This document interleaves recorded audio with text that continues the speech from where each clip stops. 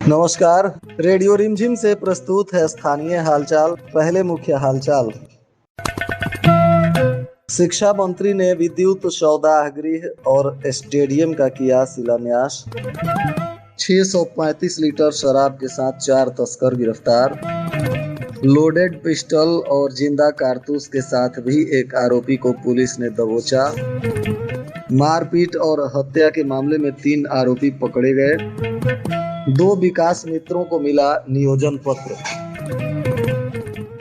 स्थानीय हालचाल के इस अंक के साथ मैं निकेत मिश्र। अब हालचाल विस्तार से।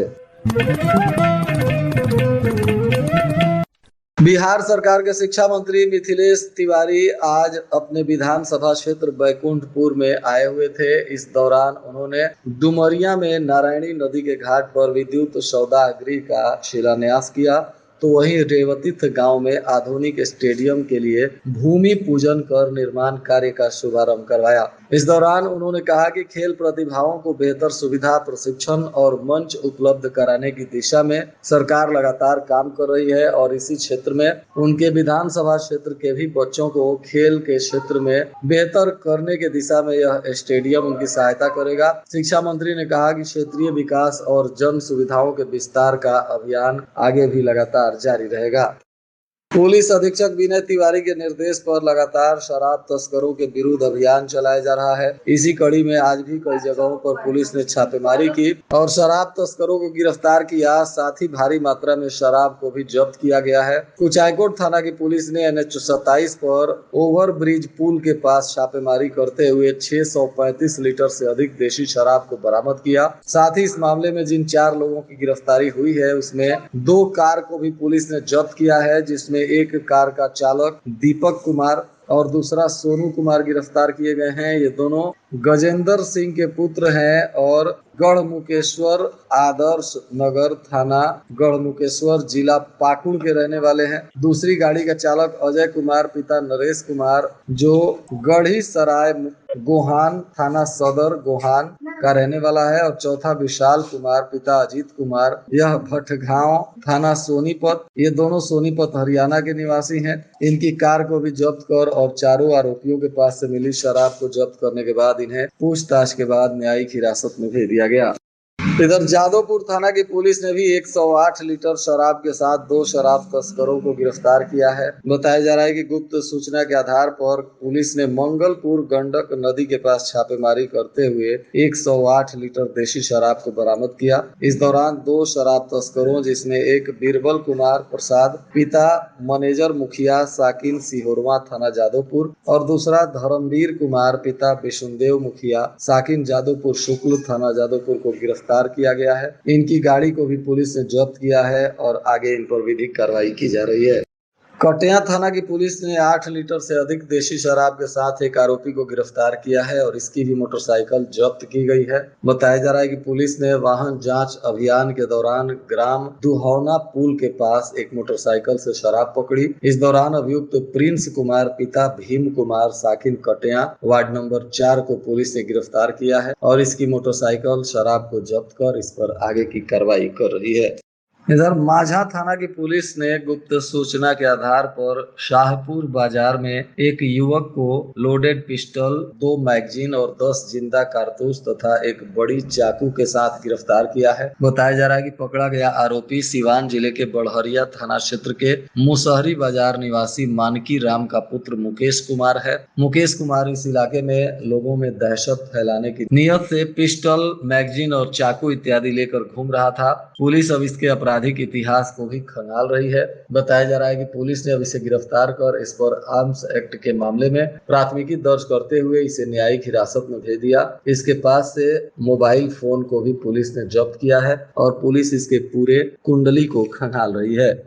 बैकुंठपुर थाना की पुलिस ने बामो गांव में आपसी विवाद को लेकर मनोज शाह पर लाठी डंडे से जानलेवा हमला कर उनकी हत्या करने के मामले में 3 आरोपियों को गिरफ्तार किया है। पुलिस ने बताया कि बामो गांव में आपसी विवाद को लेकर मनोज शाह की लाठी डंडे से जमकर पिटाई की गई थी, जिससे वे गंभीर रूप से जख्मी हो गए थे। उनका इलाज चल रहा था। इसी दौरान उनकी मौत हो गई थी और इलाज के दौरान मौत के बाद पुलिस ने इसमें कानूनी प्रक्रिया करते हुए हत्याकांड का मुकदमा दर्ज किया था और इसी मामले में पुलिस ने मानवीय साक्ष्यों के आधार पर घटना में संलिप्त ग्राम केरवा थाना तरैया जिला सारण में छुपे हुए आरोपियों को गिरफ्तार किया। बताया जा रहा है कि पुलिस को जानकारी मिली और पुलिस ने तरैया थाना क्षेत्र के केरवा गांव में छापेमारी की और वहां 3 आरोपियों को गिरफ्तार किया गया, जिसमें एक आरोपी जितेंद्र रावत पिता स्वर्गीय मोहन रावत, दूसरा बलेश्वर रावत पिता बहारन रावत और तीसरा पुनदेव रावत पिता स्वर्गीय जमुना रावत। ये सभी बामो गांव के ही रहने वाले हैं।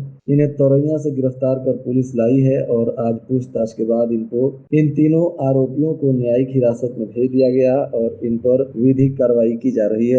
कुचायकोट थाना क्षेत्र के सासामुसा NH 27 पर ओवर ब्रिज के पास एक भीषण सड़क दुर्घटना हो गया, जिसमें बाइक सवार एक युवक की मौत हो गई जबकि दूसरा गंभीर रूप से घायल है। बताया जा रहा है कि तेज रफ्तार बाइक अनियंत्रित होकर आगे चल रही ट्रैक्टर ट्रॉली में पीछे से टकरा गई। इस घटना में बरौली थाना क्षेत्र के सरिया नरेंद्र गांव निवासी रंजय कुमार की इलाज के दौरान मौत हो गई, तो वहीं अमरेश ठाकुर गंभीर रूप से जख्मी है। फिलहाल इनका इलाज चल रहा है। दोनों युवक उत्तर प्रदेश से अपने घर लौट रहे थे और सासामुसा के पास अचानक बाइक अनियंत्रित होकर टकरा गई, जिससे यह हादसा हो गया। घटना के बाद मृतक रंजय कुमार के परिवारजनों में कोहराम मचा हुआ है। पुलिस ने शव का पोस्टमार्टम कराने के बाद परिजनों को सौंप दिया है।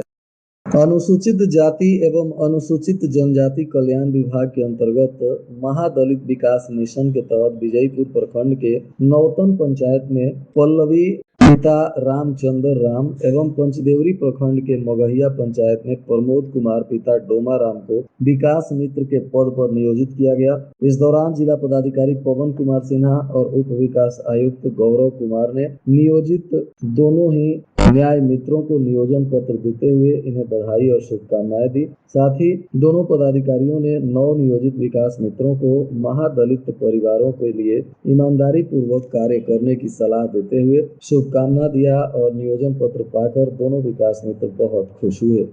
युद्ध के दौरान देश में आ रहे डीजल, पेट्रोल और गैस की समस्या को लेकर अब सरकार अलर्ट हो गई है। सभी विभागों के प्रशासनिक पदाधिकारी भी जनता से गैस, डीजल, पेट्रोल इत्यादि की खपत को नियंत्रित करने का निवेदन कर रहे हैं और स्वयं भी इसका पालन कर रहे हैं। जगह जगह नेता पदाधिकारी डीजल, पेट्रोल बचाने के लिए मुहिम में जुटे हुए हैं। अब इसी मुहिम में न्यायपालिका के न्यायाधीश गणों का भी अभियान शुरू हुआ है। बताया जा रहा है कि शनिवार को सुबह ऑफिसर्स कॉलोनी से सभी न्यायाधीश गण डीजल, पेट्रोल बचाने के लिए अभियान शुरू करते हुए वहां से पैदल मार्च करेंगे और पैदल ही न्यायालय में पहुंचकर न्यायिक कार्यों में अपना सहयोग करेंगे।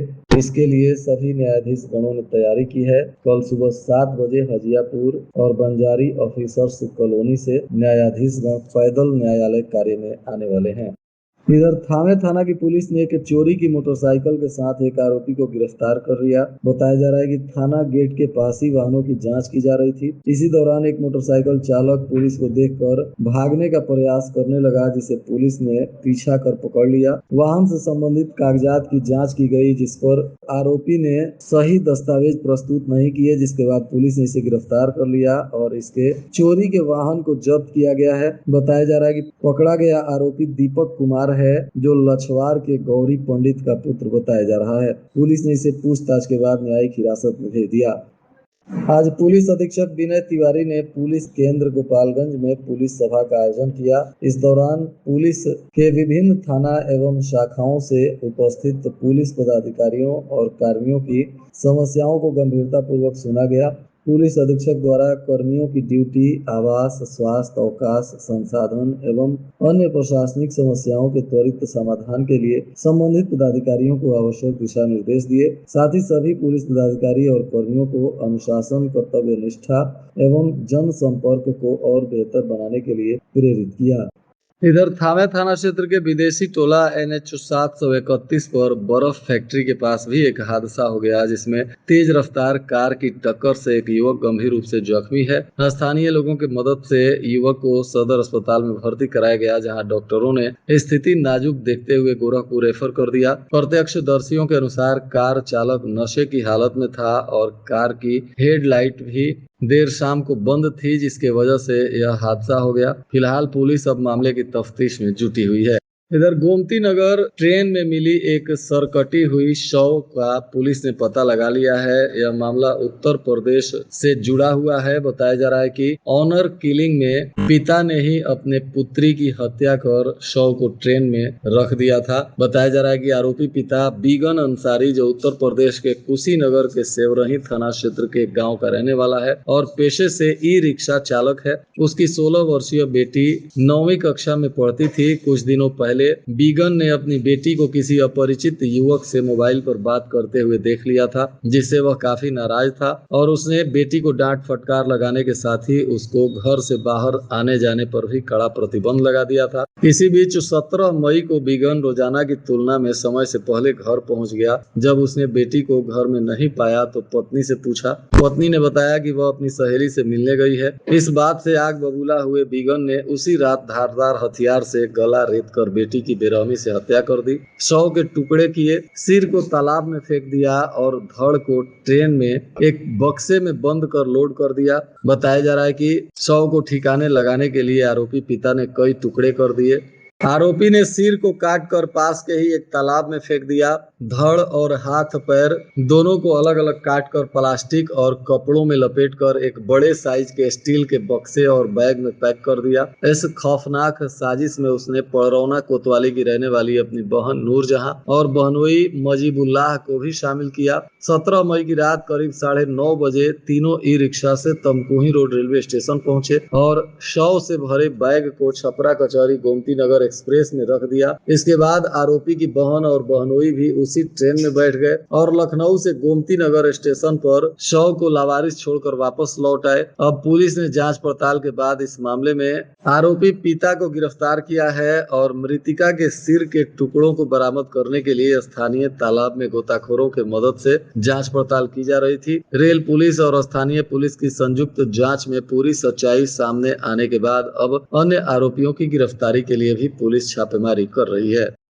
इधर मोहम्मदपुर थाना की पुलिस ने हत्या के प्रयास में फरार चल रहे प्राथमिकी अभियुक्त हरिंदर राय को गिरफ्तार किया। यह महारानी पड़ुही गांव के जलेश्वर राय के पुत्र हैं और इनके घर से ही पुलिस ने इन्हें गिरफ्तार किया है। आज पूछताछ के बाद इन्हें न्यायिक हिरासत में भेज दिया गया।